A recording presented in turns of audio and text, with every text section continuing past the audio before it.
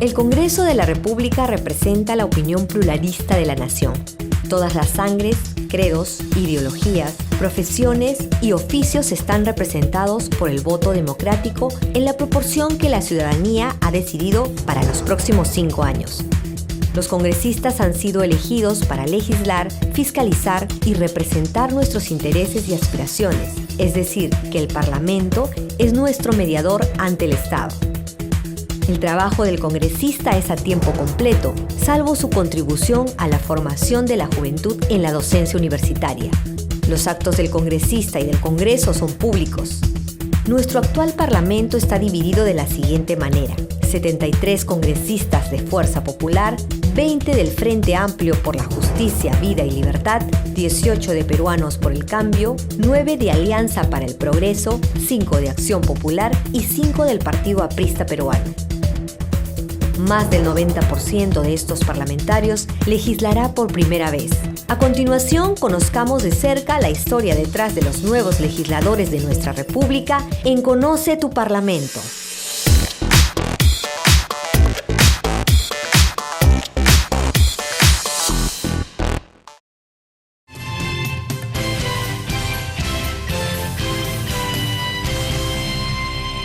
Del Perú, de cada 10 puestos de trabajo, 7 los generamos nosotros, los emprendedores. ¿Quiénes?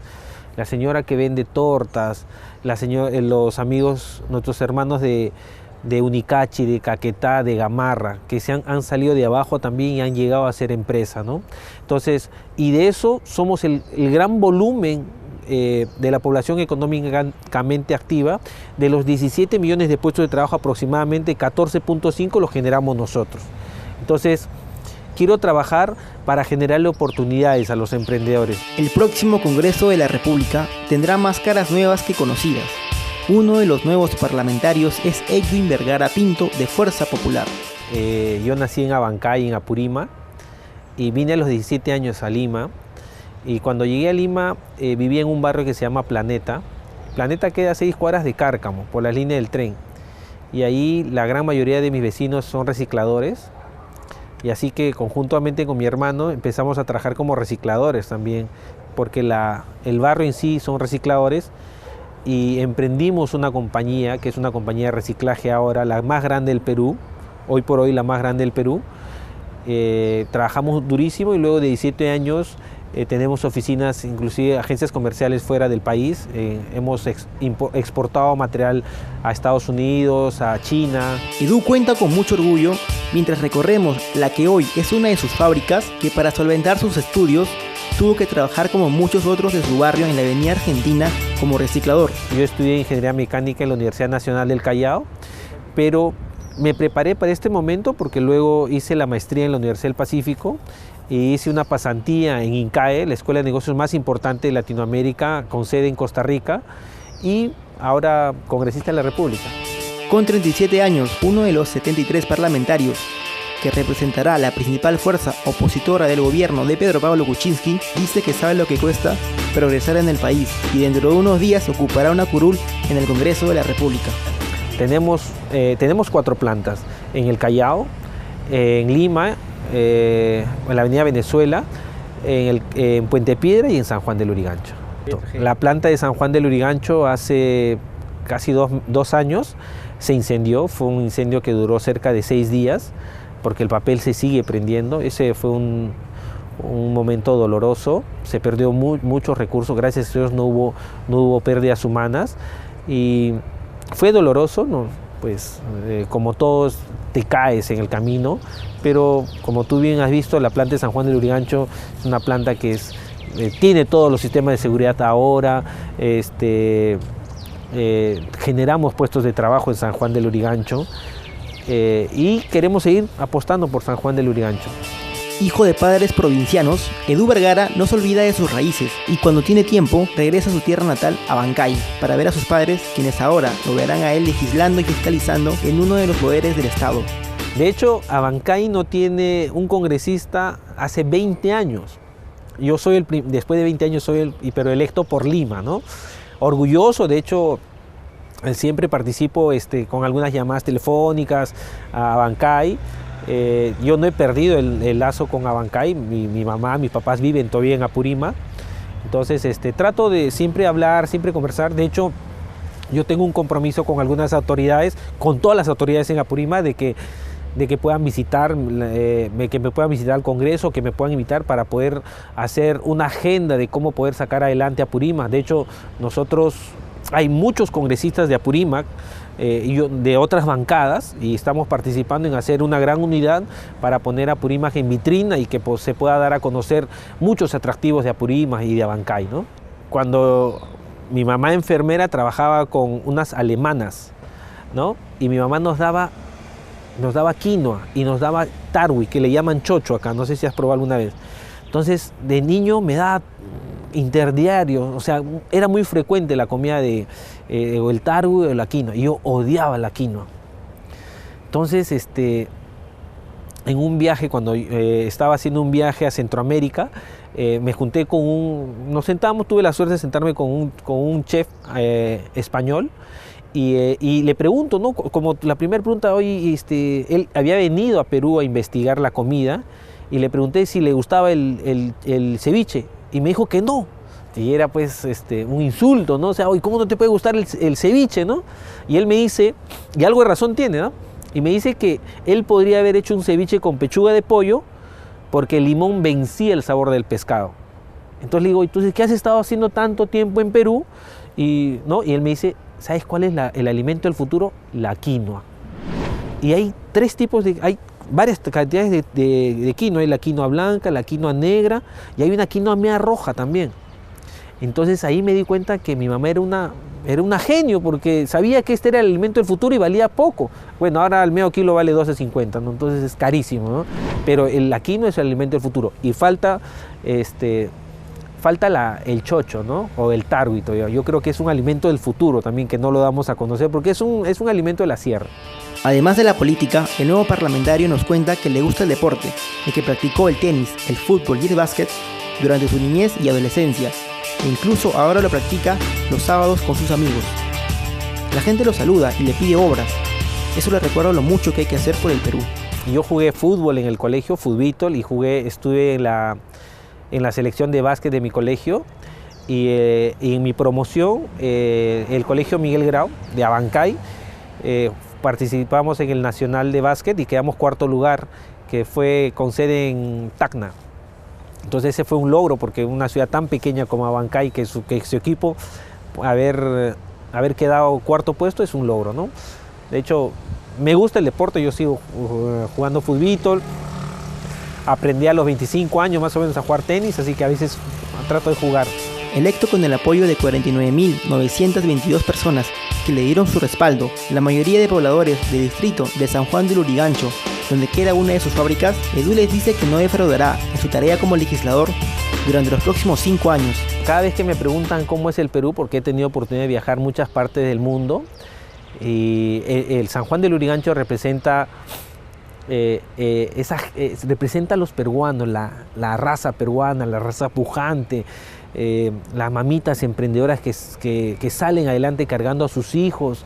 Yo quiero mucho a San Juan de Lurigancho, yo tengo una planta en San Juan de Lurigancho, hay días que me quedo en San Juan de Lurigancho.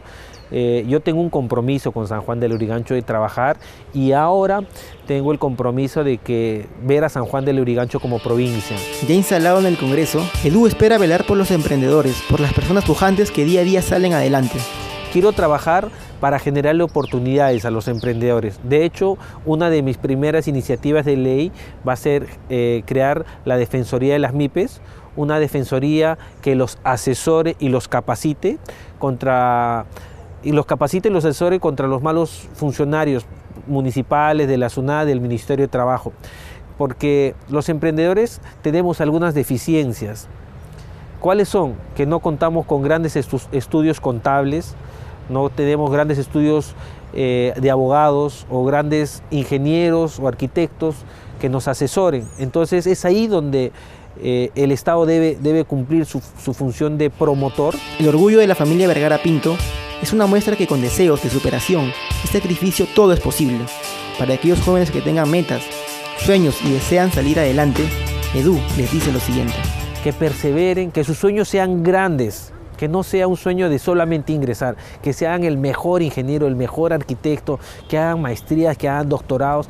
Ese es que tengan un sueño grande, que se sientan orgullosos de su familia, que quieran mucho a sus papás, que los respeten, a sus papás, a sus mamás. Ese es el mejor ejemplo. Y que los escuchen a los papás, ¿no? Los papás son sabios.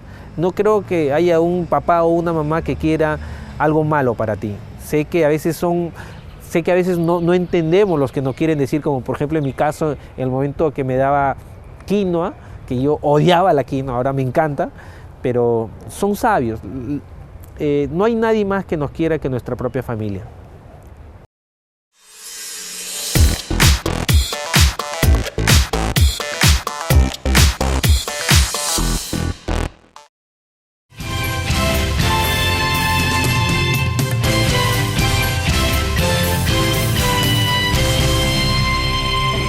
Hola, soy Indira Wilca, tengo 27 años y soy congresista electa por el Frente Amplio.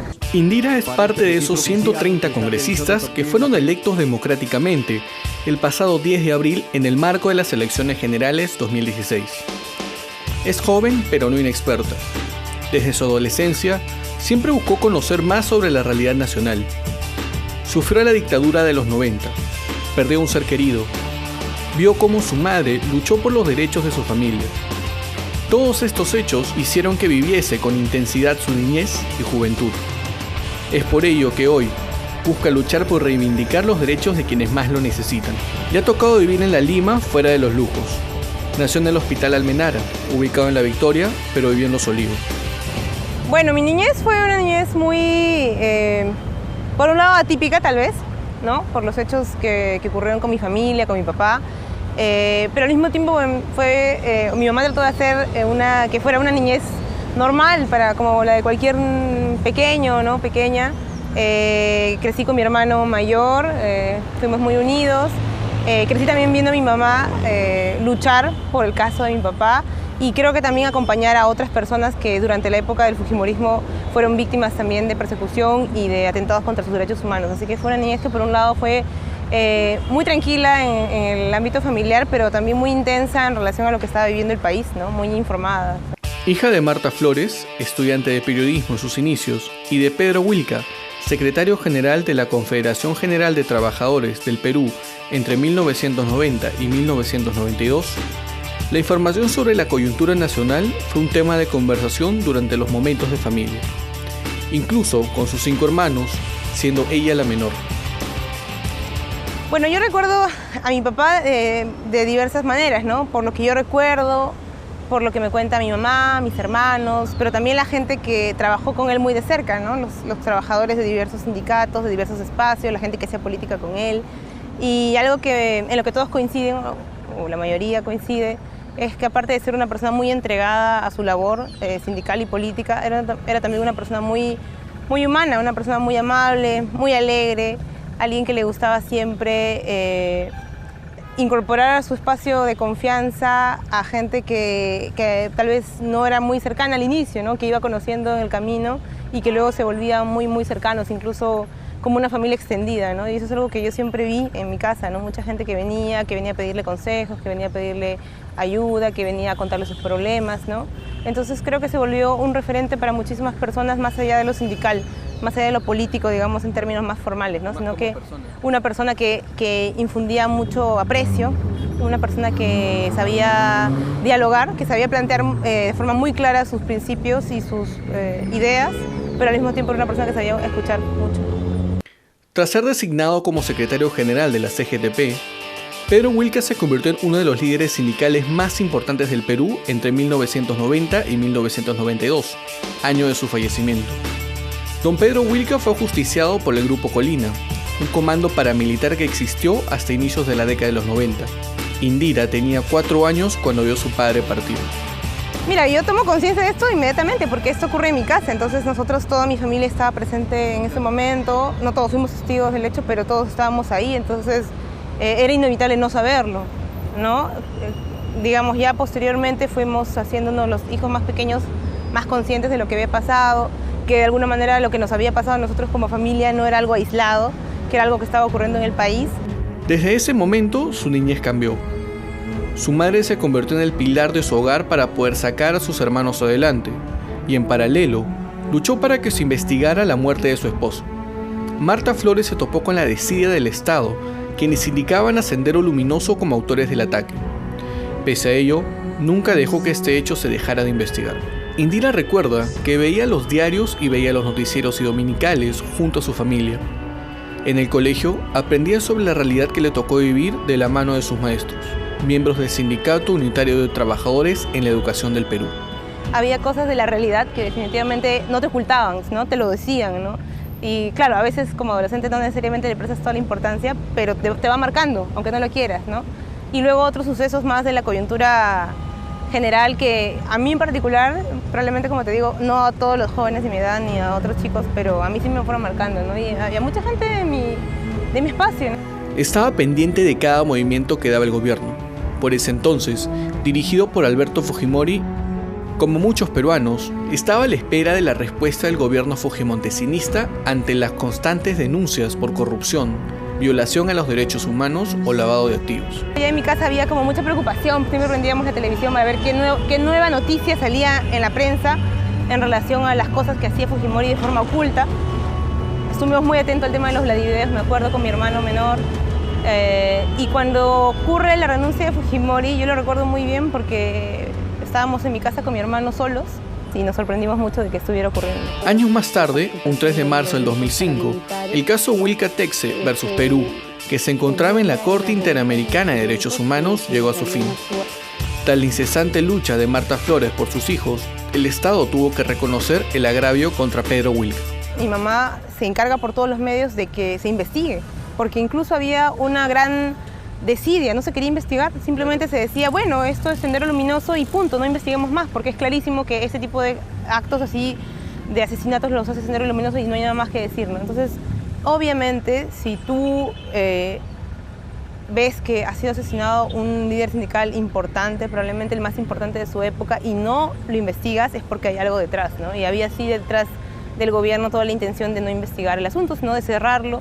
Recuerdo que ella me contó luego que se intentó buscar a responsables para acusarlos de terrorismo, juzgarlos así con esos tribunales sin rostro en un 2x3 y condenarlos, ¿no? Y ahí dejar, como se dice, la historia que muera. Pero ella todo el tiempo no quiso que se investigara bien, que además se tomara en cuenta su testimonio, porque ella fue testigo presencial, o sea, ella no estaba hablando sobre la base de suposiciones, ¿no? Y entonces todo el tiempo intentó que el caso no se cierre, que no se archive, que no se encuentre a otros, entre comillas, responsables. Y luego eso permitió que se viera el caso en la Corte Interamericana de Derechos Humanos, pero fue todo un esfuerzo enorme. Los hechos por los que pasó Indira a sus cortos años de vida la marcaron. Así como parte de su preparación como profesional, decidió estudiar la carrera de Sociología en la Universidad Nacional Mayor de San Marcos. Siempre me interesaron las humanidades, tenía pensado estudiar o arte o literatura, pero me gustaron las ciencias sociales también, porque era una manera de vincularme a lo que venía pasando en el país. Creo que me marcó mucho la época en la que me tocó crecer, un país que estaba cambiando, un país que había recuperado la democracia, y me parecía muy interesante poder estudiar eso. La sociología de alguna manera era una forma de vincularme a ese país que estaba cambiando y del cual yo quería aprender más. En la universidad descubrió nuevos espacios para desarrollarse. Descubrió que la política no es lo que uno piensa, sino lo que uno hace. La política se hace de diversas maneras, no solamente estando en partidos o estando en instancias formales de representación, ¿no? Acá en San Marcos, de hecho, se hace política estando en gremios estudiantiles, se hace política en círculos de estudio, se hace política a través del activismo. Entonces, para mí la política es eso, es algo más amplio, no es únicamente estar en un partido. Y afortunadamente eso es algo que tratamos de conservar ahora en el Frente Amplio también, ¿no? Entonces, nada, la política ha sido como algo continuo, no ha sido, creo que, una cosa de haber generado una especie de quiebre, sino que he hecho política desde la universidad, a través del activismo, a través de vincular un poco también las ciencias sociales y la acción misma. Entonces eso ha sido, creo que, una especie de paso natural luego cuando terminé la universidad. Indira recuerda que quienes más le llamaban la atención fueron sus maestras. Comenta que sus clases, más allá de ser entretenidas, la posicionaron en un espacio de lucha por los derechos de las mujeres. En nuestro país, a pesar de todo lo que se dice de cuánto hemos avanzado, las mujeres siguen siendo el sector que es más vulnerable, ¿no? No solamente por la violencia enorme que hay, que se ve desde la cantidad enorme de cifras de violencia sexual que hay hacia las mujeres, la violencia familiar, la violencia en lo privado, pero también por la falta de oportunidades, ¿no? La desigualdad económica que hay, que las mujeres sentimos con mayor crudeza. Todo eso me hizo pensar siempre que a pesar de que tenemos que trabajar por una sociedad mejor en general, hay sectores más vulnerables que otros, y visibilizar esas condiciones de desigualdad creo que es algo que tenemos que hacer también quienes hacemos política. Es así que en el año 2007, tras participar en una serie de colectivos feministas, Indira funda el grupo Las Mestiza junto a unas compañeras de la universidad.